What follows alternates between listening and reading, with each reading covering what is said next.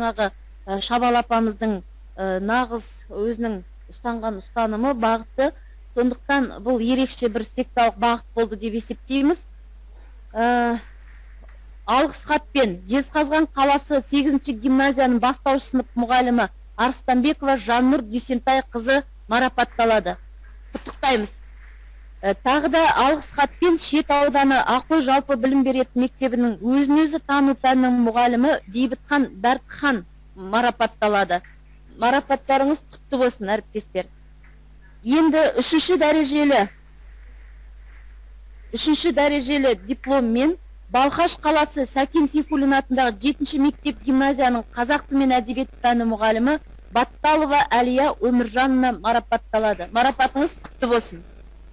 Келесі 2-ші дәрежелі дипломмен Сәтпаев қаласының 16-ші жалпы білім беретін мектебінің және 27-ші жалпы білім беретін мектебінің математика пәні мұғалімдері Смаилов Қайрат Құлыбекович пен Смаилова Күзира Қаляскаровна марапатталады. Марапаттарыңыз құтты болсын.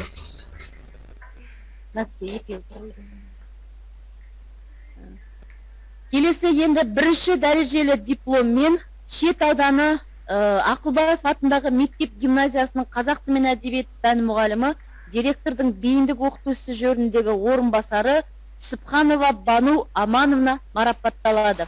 Бану Амановна, марапаттарыңыз құтты болсын. Бану Амановна бізде